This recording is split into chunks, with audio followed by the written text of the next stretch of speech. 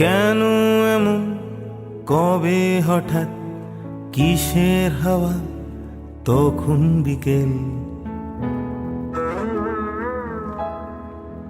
বলা বারণ কি অজুহাত কোন সে রঙিন কখন আঘাত জলের আড়াল বলা বারণ কে জাগে রাত বেলা প্রহর বড় বসত ঠিকানা তো চেনা তু চোখ চেনা পালো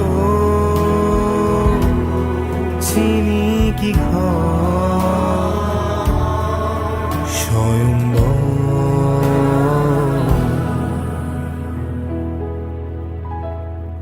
কেন শরীর কেমন হাওয়া আর মহল কাকে পোড়ায় বলা বারণ দূরে স্টিমার আলোর তারিখ ভিজে মানুষ কি যে কখন বলা বারণ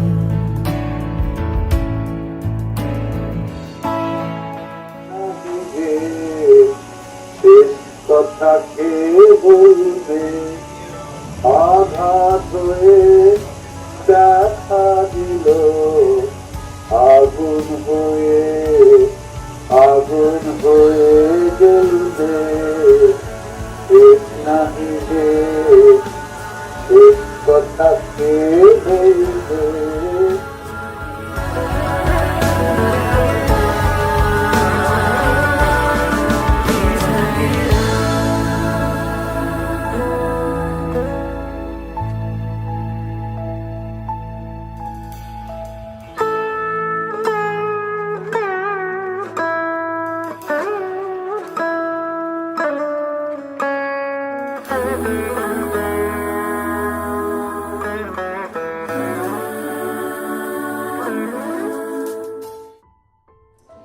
নীললোহিতকে শ্রদ্ধা জানিয়ে নীল এবং লাল পশম ধারণ করে শুরু করছি আজকের অনুষ্ঠান সুনীল তর্পণ শুধু তোমার জন্য।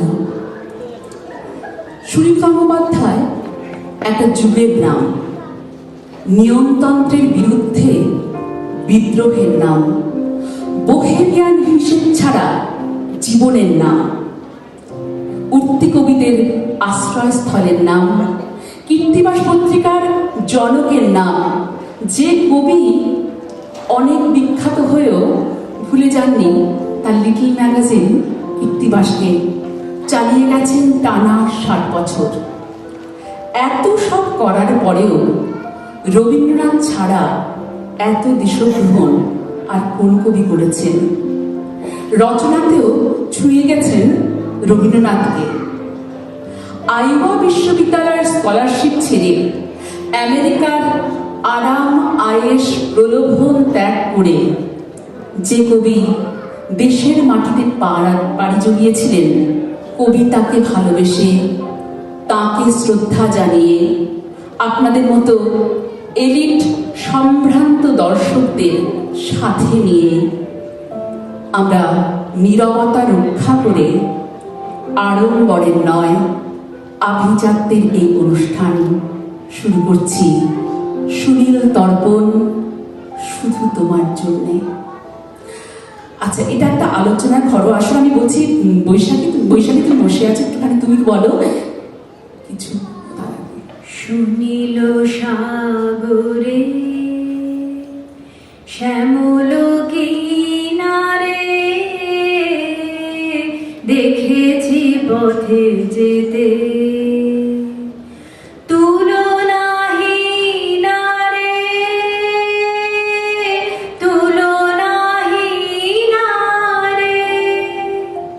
হৈমন্তী, অনেক ধন্যবাদ এই তুলনাহীন কবির প্রসঙ্গ আমাদের সুরে সুরে মনে করিয়ে দিতে। এবং বৈশালী, তুমি কিছু বলো ওনার সম্বন্ধে, এই তুলনাহীন কবি সম্বন্ধে।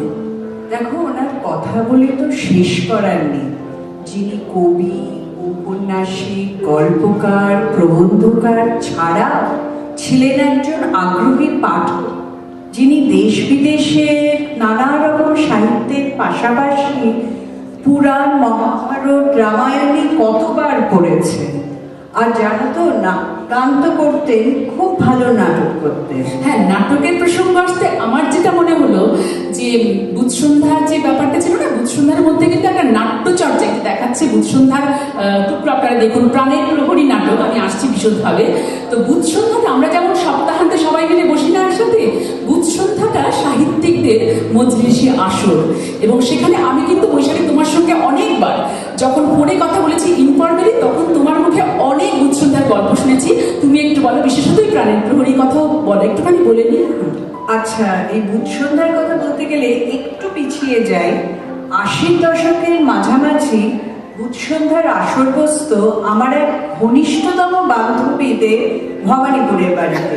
পরদিন স্কুলে আমরা অধীর অপেক্ষায় থাকতাম ওর থেকে সব খুঁটিনাটি জানবো বলে। দেখো, এই যে সাহিত্যিকদের দেখতে পাচ্ছ, কিন্তু এই আসলে শুধু যে সাহিত্যিকরা থাকতেন তা কিন্তু নয়। সমাজের বিশিষ্ট সাহিত্য অনুরাগী বহু ব্যক্তি আসতেন, আর সেখানে সাহিত্য ছাড়াও নানা বিষয়ে আলাপ আলোচনা, আড্ডা হতো, গান বাজনা হতো, নাটক হতো, খাওয়া দাওয়া হতো, একটা জমজমাট ব্যাপার। তুমি তো যেটা বলছো সে বুধসন্ধ্যার মানে 80 দশক বলছো তো, আর 90 দশক থেকে 2000-এ আমার জামাইবাবু অমিতাভ চৌধুরী যিনি লিখতেন, তার সঙ্গেও খুব ঘনিষ্ঠ যোগাযোগ ছিল। এবং এবার আমার মনে আছে, যেটা আমার পুরো বন্ধুর সঙ্গে এখন অব্দি ভাগ করে নেওয়া হয়নি, আমি কলকাতায় যখন গেলাম তখন স্বাতীদি ফোন করেছেন আমার দিদিকে যে তুমি বুধসন্ধ্যায় এবার চাটনি বানিয়ে আনো। আর আমার সত্যি কথা, আমার জানো তো মনে হচ্ছে যেন কলকাতা যাওয়াটা একটা সার্থক দেশে ঘোরাটা, একটা বুধসন্ধ্যার ছোট্ট ছোঁয়া নিয়ে যেন আমি ফিরলাম। আচ্ছা, বুধসন্ধ্যা বলতে গিয়ে কিন্তু আমি চলে আসি পূজারী ও সুনীলে, কারণ পূজারীর সঙ্গে সুনীলদার কিন্তু অনেক ঘনিষ্ঠ যোগাযোগ ছিল। আমাদের অঞ্জলি ম্যাগাজিন উনি অনেকবার লেখা দিয়েছেন। আর তারপরে আমরা অনেক সময়, আমার মনে আছে টুম্পা একবার ওনার বাড়িতে গিয়ে লেখা নিয়ে এসেছিল। আর প্রেসিডেন্ট আমার মনে হচ্ছে 2009 ওনার সঙ্গে অনেকবার, প্রায় এত বিখ্যাত সাহিত্যিক, ফোন করছিলেন, কিন্তু উনি কখনো সম্মান মূল্য নিয়ে কোনোদিন তোলেননি সম্মান মূল্যের কথা। আমরা নিউ জার্সিতে গেছিলাম, হোটেল রুমে দরজা খুললাম, সাথীদি দরজা খুললেন, সুনীলদা বেরিয়ে এসে বললেন, আচ্ছা এই লেখাটাকে একটু বঙ্গ সম্মেলনে পড়ে তোমাদের দিতে পারি। মানে দেখো তোলা, এত বড় মাপের মানুষ, অথচ তার যে এরকম, মানে আমার একটা মধুর অভিজ্ঞতা, অমায়িক মানুষ। আচ্ছা বৈশালী, আমি তুমি কথা বলবো এবার, একটু দোলাকে আমরা অনেকক্ষণ চুপ করে আছি। নিশ্চয়ই রায়দি, বৈশালী, আমি আসলে ওনার ব্যক্তিত্বের আরো কয়েকটা দিক নিয়ে চিন্তা করছিলাম। তোমরা তো জানোই উনি চলচ্চিত্র সেন্সরশিপ বোর্ডের সদস্য ছিলেন, সেই হিসাবে কিন্তু হাজারো সিনেমা দেখতেন। আর বন্ধুত্ব সম্বন্ধে তো ওনার প্রচুর গল্প জানা আছে। উনি ওনার সম্বন্ধে শীর্ষেন্দু বলেছেন যে ভিআইপি থেকে কেউ কবি, চিত্রতারকার থেকে নেতা, পুলিশ, কয়েদি, সবাই ওনার বন্ধু। আবার এদিকে অতিথি বাৎসল্যতার তো প্রচুর গল্প শুনেছি। মানে কৃপন আমেরিকান মেম থেকে শুরু করে গুজরাটি চিত্র পরিচালক সবাই গিয়ে তার বাড়িতেই থাকতেন, কিন্তু হোটেল খরচ কেউ করতো না। আবার অন্যদিকে দেখো, অ্যালেন গিন্সবার্গের মতন আমেরিকান কবি, উনিও কিন্তু তার বন্ধু ছিলেন। ঠিক ঠিক, দেখো একদিকে অ্যালেন গিন্সবার্গের মতো আমেরিকান কবি, আর অন্যদিকে যদি তুমি দেখো তা হচ্ছে বাংলাদেশ, ফরিদপুর, মাটির পিছু টান। মনে পড়ে সে সুপুরি গাছের সারি, তার পাশে মৃদু জ্যোৎস্না মাখানো গ্রাম, মাটির দেয়ালে গাঁথা আমাদের বাড়ি, ছোট ছোট সুখে সিদ্ধ মনুষ্যান, পড়শি নদীটি ধনুকের মতো বাঁকা, পুরো ডোবা জলে সারাদিন খুনসুটি, বাঁশের সাঁকুটি শিশু শিল্পীর আঁকা, হেলানো বটের গায়ে দোল খায় ছুটি, মনে পড়ে সে এদিকে ওদিকে ঢিল ছুড়ে ডাকাডাকি, ওদিকের গ্রামের উত্তর কিছু বেশি, ছায়া ঠোঁটে নিয়ে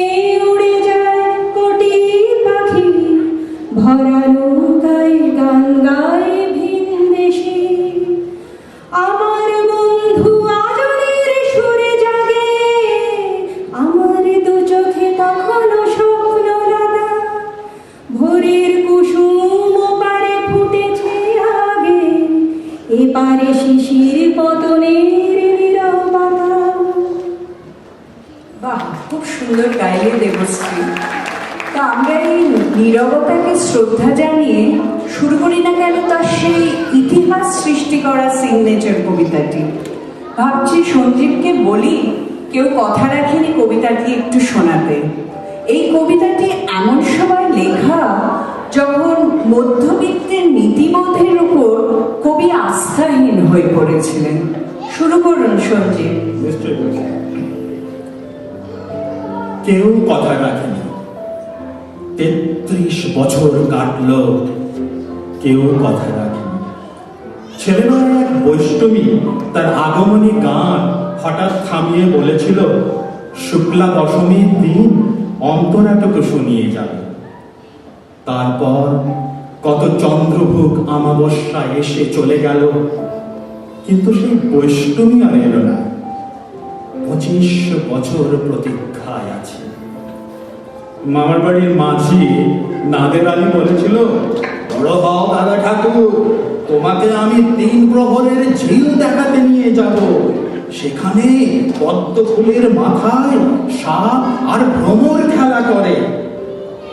নাদের আলী, আমি আর কত বড় হব? আমার মাথায় ঘরের ছাদ ফুঁড়ে আকাশ স্পর্শ করলে তারপর তুমি আমায় 3 প্রহরের ঝিল দেখাবে? একটাও রয়্যাল গুলি কিনতে পারিনি কখনো। লাঠি লজেন্স দেখিয়ে দেখিয়ে চুষেছে লস্কর বাড়ির ছেলেরা। ভিখারির মতো চৌধুরীদের গেটে দাঁড়িয়ে দেখেছি ভেতরে রাস উৎসব। অবিরল রঙের ধারার মধ্যে সুবর্ণ কঙ্কন পরা ফর্সা রমণীরা কত রকম আমোদে হেসেছে। আমার দিকে তারা ফিরেও তাকায়নি। বাবা আমার কাঁধ ছুঁয়ে বলেছিলেন, দেখিস একদিন আমরাও। বাবা এখন অন্ধ, আমাদের দেখা হয়নি কিছুই। সেই রয়েল গুলি, সেই লাঠি লজেন্স, সেই রাত উৎসব আমায় কেউ ফিরিয়ে দেবে না। বুকের মধ্যে সুগন্ধি রুমাল রেখে বরুণা বলেছিল, যেদিন আমায় সত্যিকারের ভালোবাসবে সেদিন তোমার বুকেও এইরকম আদরের গন্ধ হবে। ভালোবাসার জন্য আমি হাতের মুঠোয় প্রাণ দিয়েছি। দুরন্ত ষাঁড়ের চোখে বেঁধেছি লাল কাপড়। বিশ্ব সংসার তন্ন তন্ন করে খুঁজে এনেছি 108 নীল পদ্ম। তবুও কথা রাখিনি বরুণা। এখন তার বুকে শুধু মাংসের গন্ধ। এখন সে যে কোন নারী। কেউ কথা রাখেনি। 33 বছর কাটল, কেউ কথা রাখে না।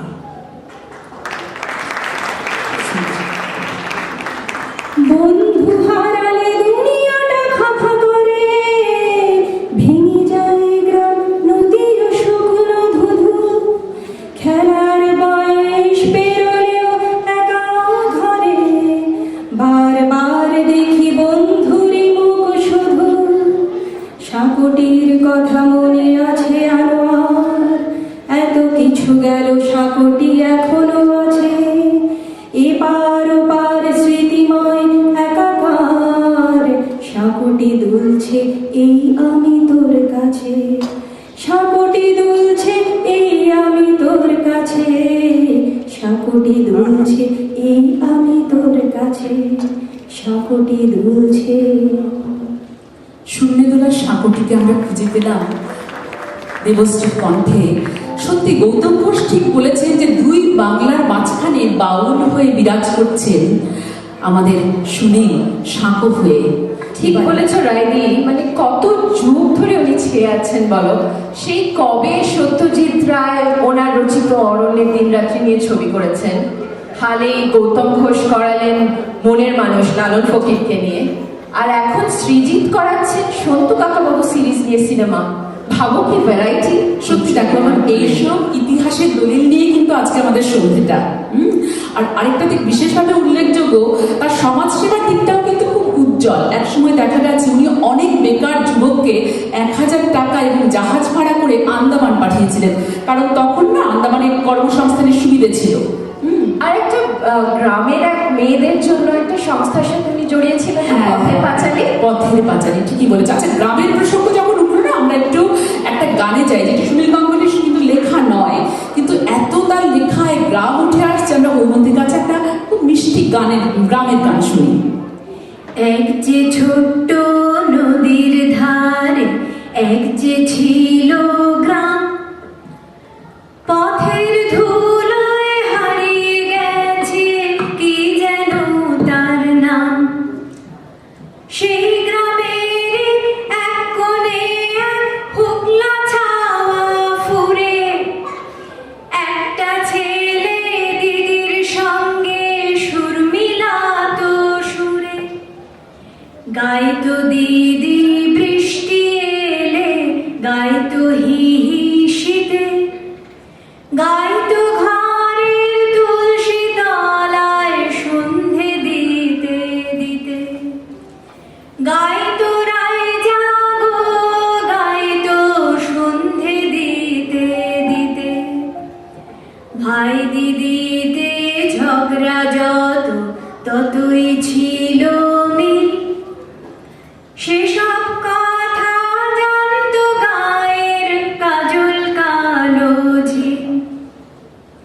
ঝিলের জলে দ্বীপ ভাসিয়ে কুলকুলতির ব্রত, আলোয় ঢেউয়ে ঝিলমিলিয়ে সে এক মজা হতো।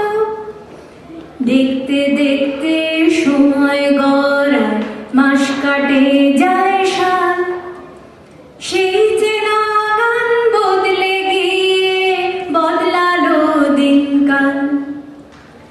এক যে ছোট্ট নদীর ধারে এক যে ছিল গ্রাম, পথের ধুলোয় হারিয়ে গেছে কি যেন তার নাম।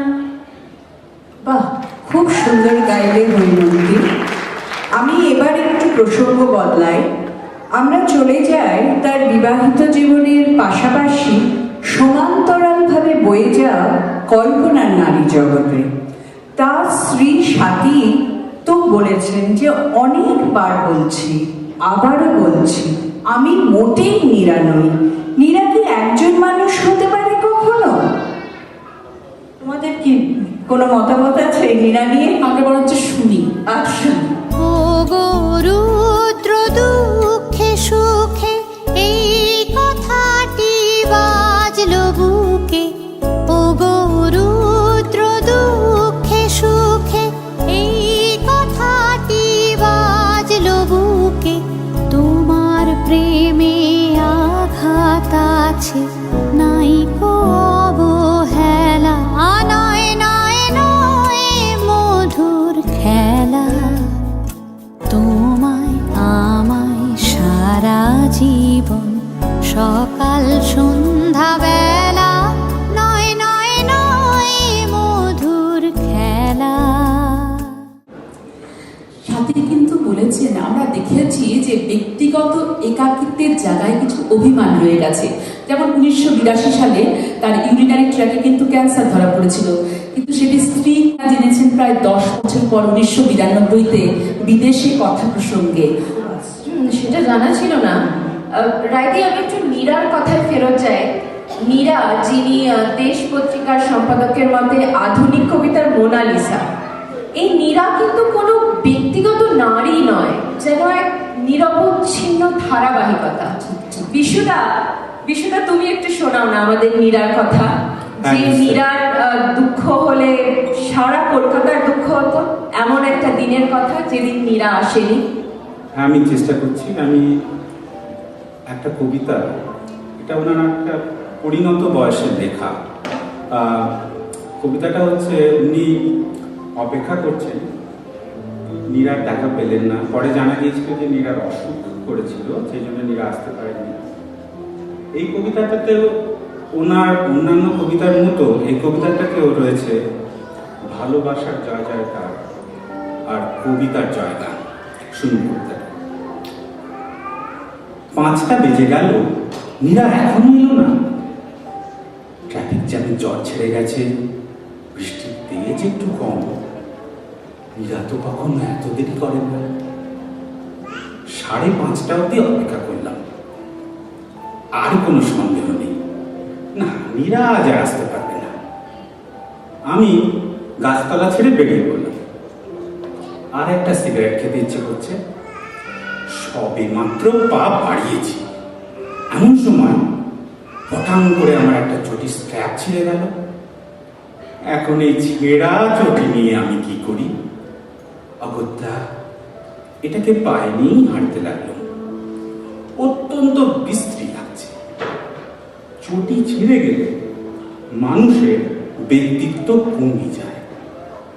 এই সময় মীরা দেখতে পেলে কি ভাবতো কে জানে। বুড়ো, আর্থ্রাইটিসের রোগী, ব্যক্তিত্বহীন, সাধারণ। আমার নাকি বয়স বাড়ছে। হাসতে হাসতে এই কথাটা স্নানের আগে বাথরুমে যে কবার বললুম। এমন একটা ঘোর একলা জায়গায় দুপাক নাচলেও ক্ষতি নেই তো। ব্যায়াম করে রোগা হব, সরু ঘেরে প্যান্ট পরবো, হাসতে হাসতে দম ফেটে যায়। বিকেল বেলায় মীরার কাছে বলি, আমার বয়স বাড়ছে, শুনছো তো, ছাপা হয়েছে। সত্যি, দেখতে দেখতে 75 বছর। 75! বুড়ো হয়ে গেলাম। বুকে লোম, জুলপি, দাড়ি সব কাঁচায় পাকা। ওই যে দেখো দেখো, চেয়ে দেখো, দেখে সবাই বলবে নাকি ছেলেটা কোথায়? ও তো লোকটা। কেমন সব শক্ত ম্যাজিক। ছেলেরা কেমন করে লোক হয়ে যায়, আর লোকেরা বুড়ো হবেই এবং মরবে। আমি মরব আরো খানিকটা ভালোবেসে, আরো 2-1টা পদ্য লিখে আমি ঠিক মরে যাব। কি তাই না? তোমার হাতটা দাও তো, সুগন্ধ নেই। মীরা, তোমার কাছে এসেই বুঝি সময় আজও থেমে আছে। অপূর্ব সোনালী বিশ্বদা, সত্যি খুব সুন্দর। আমরা একটু আরেক প্রসঙ্গে যাই। পারিবারিক সুনীল। পারিবারিক সুনীল কেমন ছিলেন? অরিন্দ, তুমি কি সেই দিকটা একটু আলো ফেলবে? হ্যাঁ দাদা, আমি যে কবিতাটা করছি সেটা সুনীল গাঙ্গুলির শেষ শারদিয়াতে আনন্দবাজার এবং দেশে বেরিয়েছিল। আজ এই অমৃতসর শহরের হোটেলের ঘরে হঠাৎ একা খুব মনে পড়ছে স্মৃতি জীবন্ত মায়ের কথা। আমবাগানের ফুটফুটে একটি মেয়ে যতন, তার মায়ের নাম মণি। আমি সেই মণির বড় আদরের নাতি। সাথী, তোমার সঙ্গে প্রথম চিঠিতে দেখা, তারপর ছন্দ ছাড়া কত ঘোরাঘুরি, প্রথম আলাপের 2 বছর 27 দিন পরে একসঙ্গে বাড়ি ফেরা। অনেকেই ভুরু কুচকে ছিল, আর অনেকে কি জানি ঠিক 9 মাসের মধ্যেই পুপলুর জন্ম। সেই পুপলু এখন সে নিজেই বাবা। এর মধ্যে কেটে গেল 44টা বছর। সে কি সাথী? তার মানে যতদিন তুমি তোমার বাবা মায়ের আদরের ছোট্টি মা ছিলে, তার চেয়ে ঢের বেশি বছর সংসার জমালে আমার সঙ্গে। ভাঙলো না, তেমন কোনো ফাটল নয়। কি আশ্চর্য, তাই না? আজ পুপলু চলে যাবে, সাথীর মন খারাপ। অথচ সাথী চায় ছেলে বিদেশে গিয়ে পড়াশোনা করুক। সাথী ছেলেকে ধরে রাখতে চায় না, আবার চোখের জলও ফেলছে। এরপর পুপলু আরো অনেক দিন আমাদের সঙ্গে থাকবে না। 2 দিন কিছু লেখা হলো না। বাড়িতে লোকজন আসছে, পুপলু চলে যাবে, কিন্তু আমাকে যে লিখতেই হবে। আমি বেড়াল ছানার মতো একবার এ ঘর একবার ও ঘর অন্য ঘরে গিয়ে ঘাড় গুঁজে বসছি। পুপলু এখনো নিউ ইয়র্কে পৌঁছয়নি, আটলান্টিকের ওপরের আকাশে। বাড়িটা ফাঁকা ফাঁকা লাগছে। এর আগেও পুপলু 4 বছর হোস্টেলে ছিল খড়গপুরে। হঠাৎ রাত 10টায় এসে হাজির হয়ে বলতো, মা খুব খিদে পেয়েছে।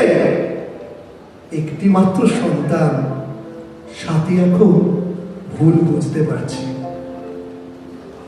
বাহ, খুব সুন্দর, ভারী সুন্দর বললেন। আমি আবারও একটু প্রসঙ্গ বদলাই। তার লেখার যেমন শেষ নেই, আমরা দেখি তার কিন্তু নামেরও শেষ নেই। কত নাম দেখো, সনাতন পাঠক, নীল উপাধ্যায়, নীল লোহিত, আর সুনীল গঙ্গোপাধ্যায় তো আছেনই।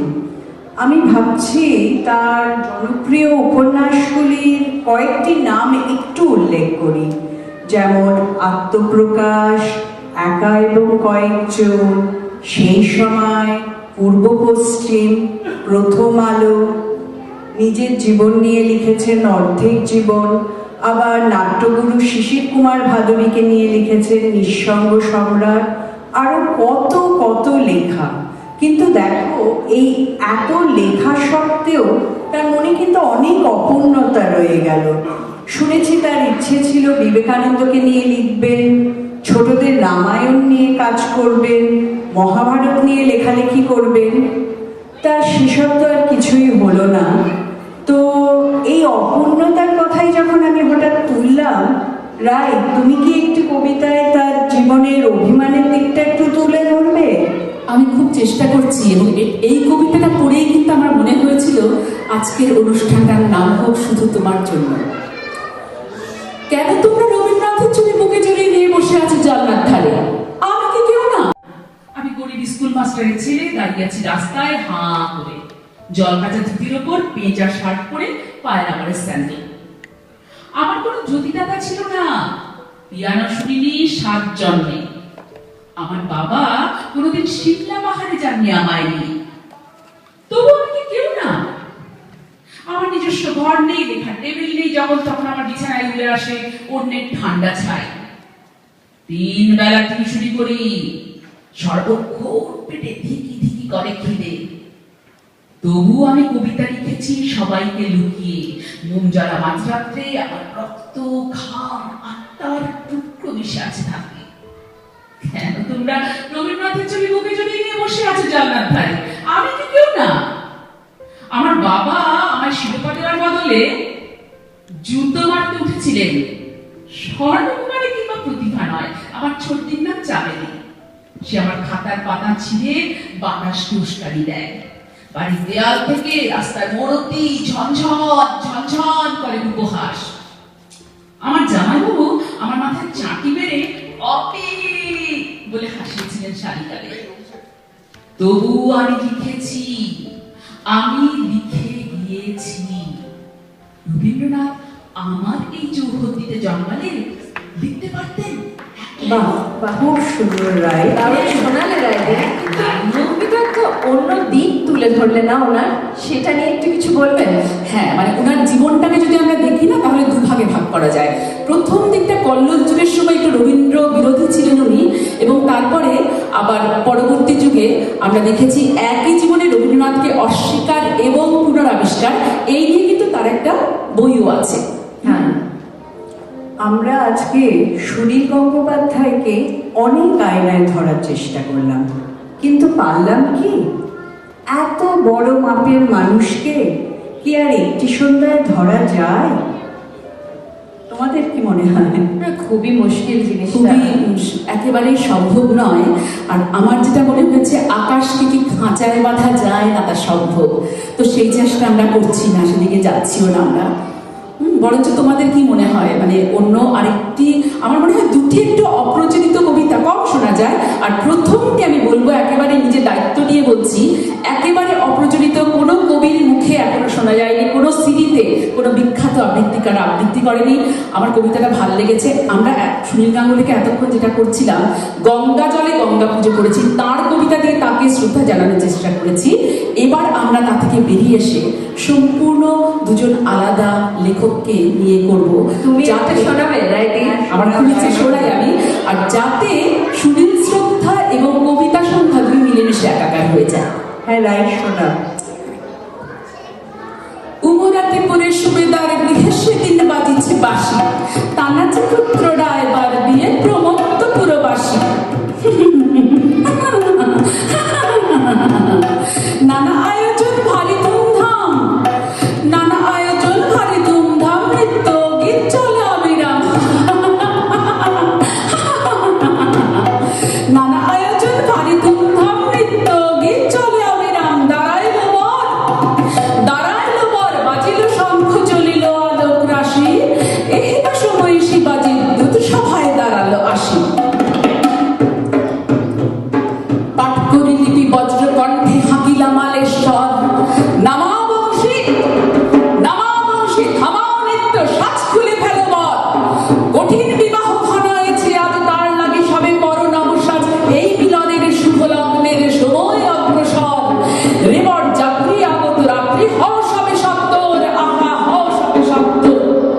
লিপির বার্তা শুনিল সকলে সাত্রকে পাতি কান, হাজার কণ্ঠে ধরিল অমনি শিবাজির আহ্বান, শিবাজির আহ্বান। অন্তঃপুরে পুরনারী যত শুনিলা শিবানী শব্দের মতো, বিস্ময় হত হিয়া শত শত, তবু নহে নিয়মান। নব উৎসাহে উঠিল জ্বলিয়া মারাঠার সম্মান, আহা মারাঠার সম্মান। 12 সহস্র মাওয়ালি সৈন্য চলিল 12 তাপে, তাই লোয়ের সাথে প্রচন্ড তেজে চলিল তানাজি ধেয়ে। রায়গড়ে আসি রাজারে সুথায়, রায়গড়ে আসি রাজারে সুথায়, কি আদেশ প্রভু, ঘটিল কি দায়? উত্তর শুধু কহিলা শিবাজি জননীর পানে চেয়ে, আমি নয় সখা ডেকেছি তোমায়, ভবানী মায়ের মেয়ের সখা, ভবানী মায়ের মেয়ের সখা, ভবানী মায়ের মেয়ে। জননী তখন তানাজির মুখে ঘুরায় প্রদীপখানি, অঙ্গুলি ভাঙে ললাট পরশি, বালাই লইলা টানি। কহিলা মধুর গম্ভীর রবে, সিংহগড় মোরে জিতে দিতে হবে। বৎস আমার, আজই হতে তোরে দ্বিতীয় পুত্র বাণী। তানাজির মুখে অপূর্ব সুখে বন্ধ হইল বাণী। রুদ্ধ কণ্ঠে কহিলা তানাজি, তাই হবে, ফিরিয়া আনিব সিংহগড়ের নির্জিত গৌরবে। শপথ করিল অসিছয়ে, আজ বুঝাব রাষ্ট্র কলঙ্ক রাজ, অথবা জীবন সপি দিব আজ মরণ মহোৎসবে। ক্ষয়ক্ষতি আজ ডুবাইব আজ বিজয়ের তাণ্ডবে, বিজয় বিজয় বিজয় বিজয় বিজয়ের তাণ্ডবে, বিজয়ের তাণ্ডবে। তারপর যাহা ইতিহাস তাহা শুনে নাই কোনো কালে, তারপর যাহা ইতিহাস তাহা শুনে নাই কোনো কালে। সত্য যেখানে স্বপ্নের মতো দীপ্ত ইন্দ্রজালে, থার্মোপলির পূর্ণ কাহিনী, হলদি ঘাটের ধন্য বাহিনী, অপূর্ব কথা তুলনা পাইনি কোনোদিন কোনো কালে। ভাগ্যলিপি লিখিলা সেদিন মহারাষ্ট্রের ভালে, হায় হায় হায় হায় হায় হায় মহারাষ্ট্রের ভালে, হায় হায় হায় হায় হায় হায় মহারাষ্ট্রের ভালে। সপ্তাহ পরে এলো রায়গড়ে সিংহগড়ের চর, সপ্তাহ পরে এলো রায়গড়ে সিংহগড়ের চর। শুনিয়া সকলে সভয় গর্বে জয়, সে ভয়ঙ্কর ভয়ঙ্কর ভয়ঙ্কর ভয়ঙ্কর ভয়ঙ্কর। চিজাবায় শুধু কহিলা শিবাজি, সিংহগড় মাতা ফিরে লওয়াজি। সিংহগড়ের সিংহ গিয়াছে, পড়ে আছে শুধু গড়। তাই লও মাতা, হারায় পুত্র তানাজি মালেশ্বর। দারুণ বললেন, ভীষণ সুন্দর, অপূর্ব। আমি এবার রিচাকে ডাকবো আরেকটি সুন্দর কবিতা বলে এই সুন্দর সন্ধ্যাকে খামের মধ্যে গুটিয়ে নিতে। তার আগে একটি কথা শুধু বলি, মনে হচ্ছে নাকি চারদিকে সুনীল নাকি নীললোহিত, সুনীল শূন্য আজ পৃথিবী, কান পাতলে সুনীল সুনীল, কষ্ট করা ভরা বাতাসে কবি।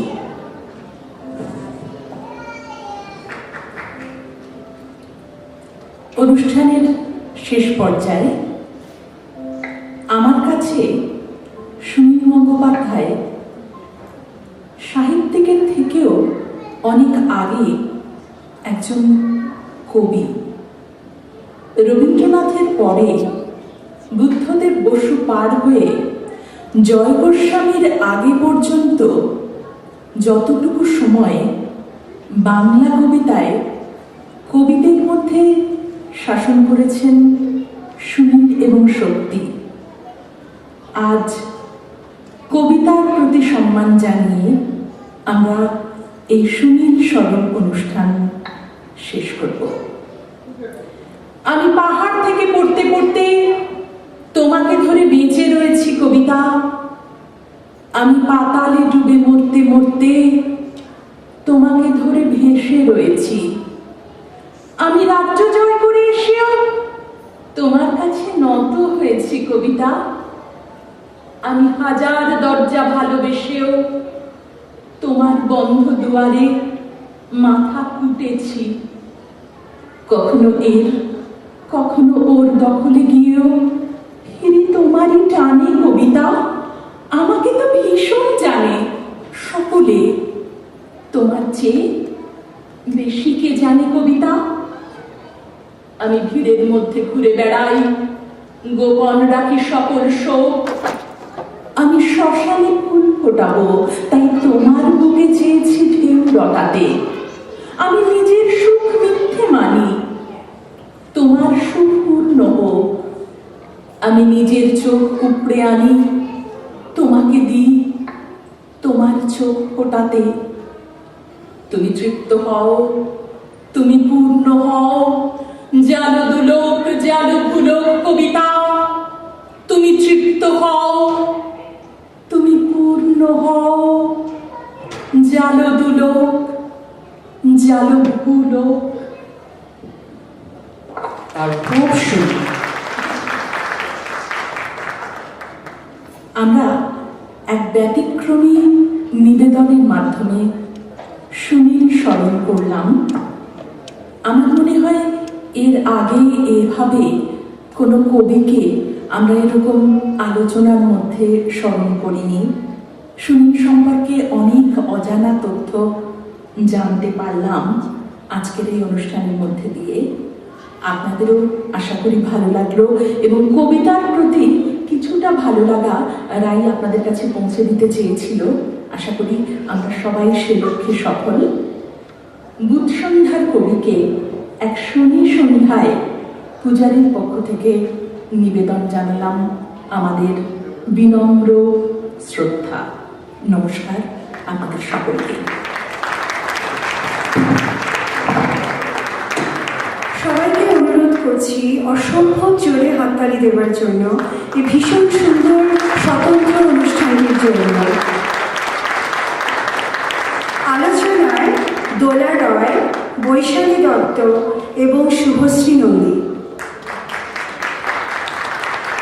কবিতা রিচা সরকার, বিশ্বনাথ ভট্টাচার্য, সঞ্জীব দত্ত, অনিন্দ মুখার্জি, শুভশ্রী নন্দী।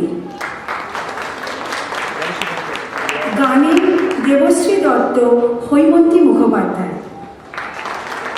তবলা Byasdeb Saha, slide and video Saikat Das, portrait Sharmila Roy, stage decoration and management Tupa Bhattacharya, concept Nachiketa Nandi, script and direction Shubhashree Nandi, photography Samaresh Mukhopadhyay, Swapan Chowdhury.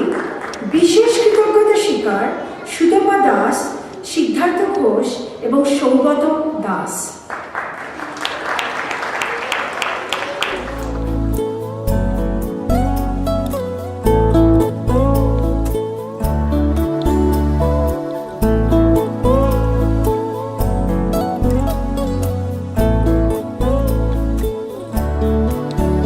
নয় নয় মধুর খেলা, তোমায় আমায় সারা জীবন সকাল